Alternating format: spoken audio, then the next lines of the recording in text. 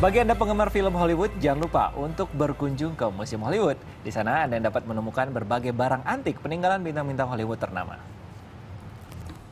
Di Amerika Serikat terdapat sebuah museum yang kental dengan nuansa sejarah Hollywood. Di tempat ini Anda dapat menemukan kostum untuk alat peraga, poster film, dan barang-barang pribadi milik bintang Hollywood. Museum yang memiliki lebih dari 4 lantai ini menyimpan lebih dari 10.000 barang pameran. Imagine coming and seeing Cary Grant's Rolls Royce or Marilyn Monroe's limousine. And additionally, we have got Hannibal Lecter's jail cell in the basement and all things creepy. Selain film memorabilia dari Silence of the Lambs, penggemar horor juga dapat menemukan mumi Boris Karloff dan Frankenstein beserta istrinya. Selain itu, pengunjung juga dapat menemukan alat peraga dari Raiders of the Lost Ark dan kostum dari Master and Commander The Far Side of the World, serta sejumlah film lainnya. Sebuah layar besar dikhususkan untuk 3 film Cleopatra. Pameran meliputi mahkota dan perhiasan yang dikenakan oleh Theda Bara dalam film Bisu tahun 1917. Anda juga dapat menemukan kostum rancangan Travis Banton yang dikenakan oleh Claudette Colbert dan koleksi foto dari semua film Cleopatra tahun 1961 yang dibintangi oleh Elizabeth Taylor. Ada juga lantai yang dikhususkan untuk Marilyn Monroe. Museum mengklaim ini adalah pameran terbesar di dunia dengan ratusan kostum pada layar dan beberapa barang-barang pribadi milik bintang Hollywood.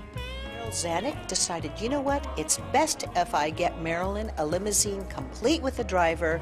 She will arrive to the studio on time. Well, that never happened, but close enough. And they were able to stay on budget much better as a result. What's really thrilling about this also is that with the limousine, he hoped that Marilyn would no longer be in fender benders because she was not the greatest driver. Beberapa turis dari mancanegara juga tertarik untuk berkunjung ke museum ini. It's really good to see all the original props, and I can really feel the history, and I can imagine what it was like. It's so glamorous back in the day in Hollywood. Jumlah pengunjung diharapkan dapat meningkat pada saat menjelang Oscar. Hollywood has history. That's why Hollywood has mattered. Even in its bad days, when Hollywood went downhill in the 70s and 80s and 90s, people still kept coming here because of their fascination with celebrity in the movie industry. They wanted to see where things happened, and they wanted to see samples of things that were in the movies. So this museum matters because you get the flavor of the history.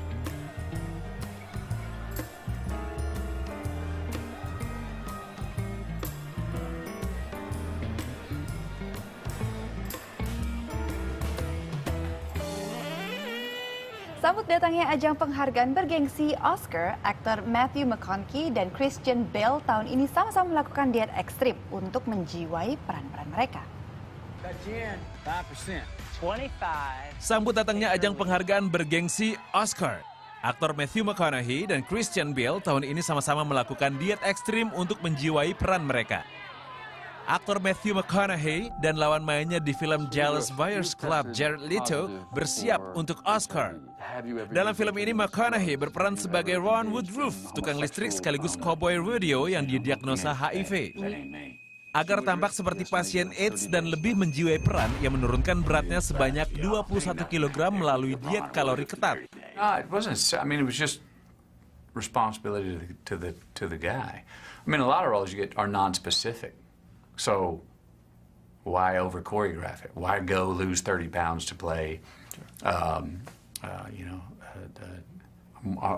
marketing advertising guy? Why, if it doesn't inform the truth of who the guy is, why do it? This one had a responsibility with it. I mean, the guy had HIV, and so it would have not been true, and you would have been looking at the film if I looked like I did now, going, hey, he doesn't look sick to me.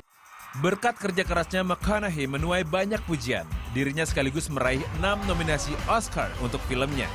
Di antaranya Best Picture, Best Actor in a Leading Role, dan Best Actor in a Supporting Role. Namun, apakah perubahan berat badan menjadi satu-satunya penilaian kesungguhan seorang aktor? People think, oh, I lost weight, or he lost weight, she lost weight, he gained weight, and that sent him to the Oscars. No, it's the performance that counts.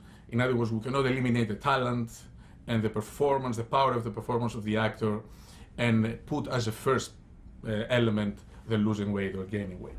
Sementara McConaughey mendapat pujian dari para kritikus, profesional di bidang medis justru menilai terdapat dampak negatif dalam penurunan berat badan ekstrim para pemburu Oscar. Rapid weight loss can be dangerous. It places huge physical demands on the body. Some of the most serious risks are dehydration and electrolyte abnormalities that can affect the heart. Lawan main McConaughey, Jared Leto juga menurunkan berat badannya 13 kg agar menjiwai perannya sebagai PSK transgender. Leto merasakan euforia yang ganjil ketika ia menurunkan berat badannya. If you do it for long enough, you can plateau and get to kind of periods of that you feel great, oddly. You know, I mean, fasting has been used for thousands of years for people to get to, know themselves or achieve some kind of state of euphoria or higher consciousness. So there's something to that, but working while you're fasting can be really difficult. For me, it was a necessary evil because it changed everything about me. It changed the way that I walked, the way that I talked, the way that I laughed, the way that people treated me. Di sisi lain, aktor Christian Bale justru menaikkan berat badannya. Agar terlihat seperti penipu dengan berat badan berlebih di film American Hustle, Bale harus menimbun 22 kg dalam dirinya. Menimbun berat badan dalam waktu cepat juga berakibat buruk bagi tubuh. Severe calorie restriction or the alternative in these weight gain diets can disrupt the individual's relationship or healthy relationship with food, which can lead to serious things down the line like eating disorders. Bale mengakui pada awalnya menambah berat badan sangat menyenangkan, namun ini tidak bertahan lama. This one was a lot of fun to start with. You know, I sat on my butt, I ate loads of donuts. 2 weeks, I was just in heaven. After that, your body starts going, come on, enough's enough, please, when are we going to stop this? And it starts to be less fun than you would think it would be, you know? Sementara bagi beberapa aktor, menurunkan atau menaikkan berat badan bukan semata-mata untuk mendapatkan Oscar, melainkan untuk mencari tantangan. Academy Award ke-86 akan berlangsung di Dolby Theater pada 2 Maret 2014. Christian Bale bisa menurunkan 20 kilo ataupun bisa menaikkan 20 kilo itu luar biasa. Dan ternyata menurut saya yang paling luar biasa adalah pada saat dia berhasil menurunkan berat badannya 32 kilogram itu di film Mechanics ya. Nah betul. itu kan benar-benar dia seperti yang tengkorak banget kan, kecil banget dan pengen tahu dietnya seperti apa ya. Tapi kalau si Christian Bale tadi di film American Hustle dia naik banget karena kebetulan saya juga udah nonton filmnya. Dan emang ada adegan kirain kan disumpel gitu ya, mungkin ada bantuan make up ya kan. Ternyata real gitu. Jadi kayaknya dia kebayang, dia mungkin setiap hari makan junk food, terus habis makan tidur gitu ya. Makan masakan Padang ada santan. Tapi kamu ingin tahu bagaimana beberapa artis Hollywood ini melakukan diet sampai kurus itu? Gimana? Mau tahu gimana Cuma diet Coke, kemudian treadmill 3 jam sama minum kopi. Wah, diet Coke? Diet Coke. Treadmill 3 jam? Treadmill 3 jam. Kopi? Tapi kopinya berapa banyak? Sehat. I don't know. Pokoknya ya mengurangi cairan dalam tubuh seperti itu. Seperti itu. Iya, diet Coke udah jelas-jelas gula semua. Diet Coke, zero sugar. Iya, tetap zero sugar, tapi sebetulnya itu nggak ini juga. Kopi lagi memacu jantung. Ditambah treadmill 3 jam. Itu terbukti sama Colin Farrell. Kenapa? Dia berhasil menurunkan sampai berapa banyak? Dia sampai kurus. Oh seperti no, ini. coba di zoom nih kok. Diperbesar. Wow. Itu tahun berapa ya? Di film apa ya ini? Di film The Church. Kemudian ada beberapa yang kurus juga, 50 Cent. Kalau kita lihat, Oh wow. beda banget ya.